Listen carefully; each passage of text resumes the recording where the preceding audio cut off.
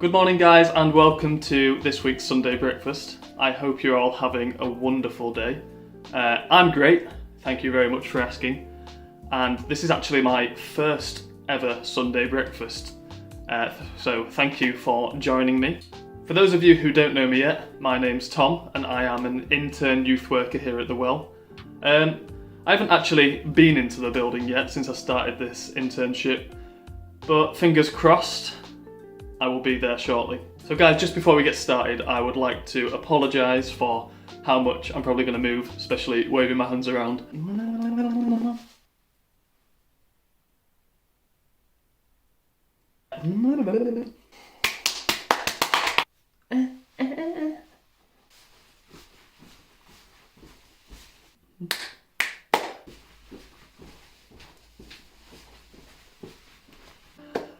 I tried to do this sitting down to begin with, and there was just absolutely no way that was going to happen, especially on a chair that spins, because I was just sat there doing this for the entire thing.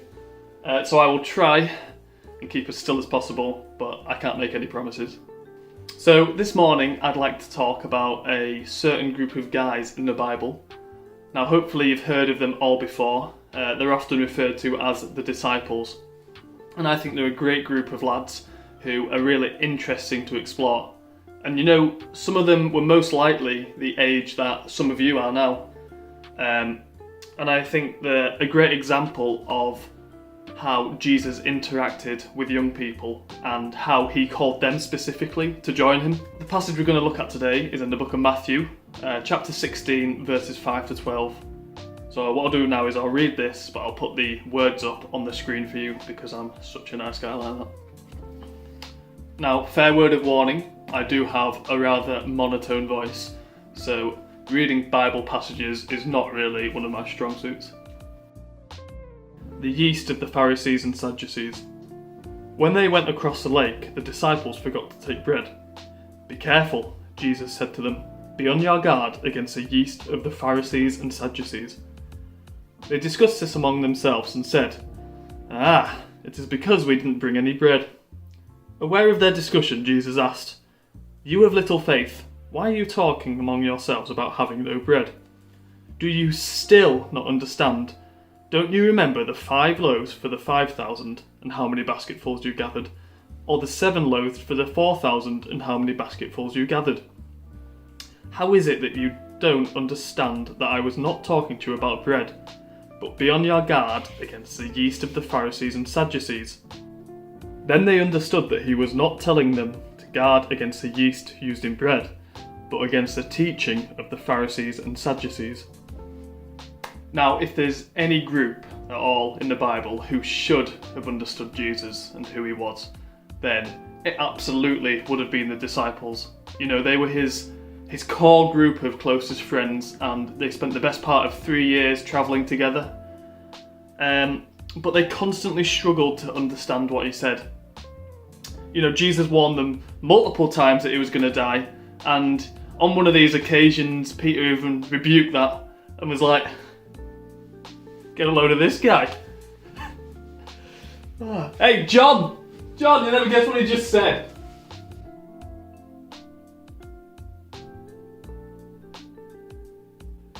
Nah, don't think so. That's what I said to him as well. What a joker. What a joker. Oh. Jesus, you are never gonna die, okay? So my question here is, was it just that the disciples didn't understand Jesus, or if I was going to be a little meaner about it, you know, were they just a little bit thick? Throughout the book of Matthew, there's sort of this clear theme that the disciples aren't really aware of what's going on around them, and Jesus just finds himself constantly repeating what he's just said. In chapter 13, Jesus is talking to a large crowd of people by using parables, and the disciples first come up to Jesus and say, "Why are you doing this? Why are you teaching this way, Lord?" And then once the crowd's all dispersed and they've gone home, the disciples approach Jesus again and say, "Can you now explain each parable to us. And then in chapter 15, Peter does the exact same thing again. You know, Jesus has just been teaching in parables, and he goes, "Jesus, please explain these parables to us again." To which Jesus replies, "Are you still so dull? Colossal moron!" This kind of reminds me a little bit of when I used to work in a nursery. Now, I'm not saying that I called these kids dull. That's not what I'm saying at all. But it was that I would always feel like I was repeating myself the whole day. You know, the kids would come in and one of them would ask, "When's mum coming back?" Like, even though you've only just got here. But you tell them when mum's coming back and that she has to go to work, stuff like that. And then you walk away and then they follow you and they ask again, "When's mum coming back?" And it's just this continuous loop of me explaining, them asking, me explaining, them asking. So I can imagine this is kind of how Jesus was feeling at this point. And jumping back into chapter 16, Jesus must be thinking now that surely the disciples finally understand these teachings. So when he tells them to be on guard against the teachings of the Pharisees and Sadducees, you can just imagine his frustration when they all go off to discuss together and they come back with, "It is because we don't have any bread." Nice. Because you're so thick. You're Mr. Thickety, thick face from Thicktown, Thickania. And so's your dad. You know, they just take what Jesus says at face value. They think he's literally talking about bread as the substance. Bearing in mind, Jesus had just been explaining all these parables and the meanings behind the stories. So on top of all this, they've also forgot that God always provides for them. You know, they're worrying about not having any bread, so that's at the top of their priorities at the moment. And in verse 9, Jesus asks the disciples, "Do you still not understand? Do you not remember?" So here Jesus is reminding them of all the things that God's done for them, all the things they've witnessed as well. You know, there was the feeding of the 4,000, the feeding of the 5,000. And Jesus is this man that's performed countless miracles. He's healed the sick, he's raised the dead, he's restored demon-possessed men.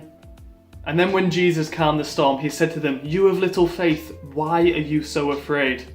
To which then all the disciples realised the winds and the waves obey Jesus. And then when Jesus goes out and walks on the water, he invites his disciples to come with him, but they're all afraid. And they've just discussed that the water and the waves obey Jesus. So why should they be afraid? And then in verse 12, it says, "Then they understood." And it was like a light bulb moment. And it's like they already knew, but they were too blinded by taking what Jesus said at face value. And although Jesus has done all these countless miracles, in this specific passage, he's not asking the disciples to do anything spectacular or amazing. He's just asking them, he's pleading them to listen and concentrate what he's trying to teach them. So just bringing this talk around to a close now, I just want to make it clear that I don't actually think the disciples were thick. You know, seeking answers doesn't make you look stupid. It might just be the fact that you're scared of getting it wrong. And this is the exact same case for the disciples. You know, they'd been chosen by Jesus to follow him, and they just wanted to do the best they could. And this is why they asked Jesus to explain countless times. And the disciples can't be blamed for this. After all, many of them weren't educated, some of them were working for their dads as fishermen, and we'll never know to the full extent of who specifically the Gospels were written for. Matthew, for example, might have purposely written the disciples to show this lack of understanding in order to humanise them and so that we can relate easily to them. You know, the disciples were just living their life. They never knew that they would be examples for us thousands of years later. And as we discussed earlier, this is why they're such a great group of characters to explore. Especially for you guys, they can be so impactful for each of you on your own journey of faith. You know, through the lessons of the disciples, you can really implement what Jesus taught them and you can put it into your own lives. Yeah, and finally, you shouldn't ever worry about getting things wrong. Like, if you don't understand something, that's absolutely fine. But what you've got to do is ask the questions and look for the explanations. You know, just like the disciples did with Jesus. They weren't worried about asking him several times to explain something. And neither should you.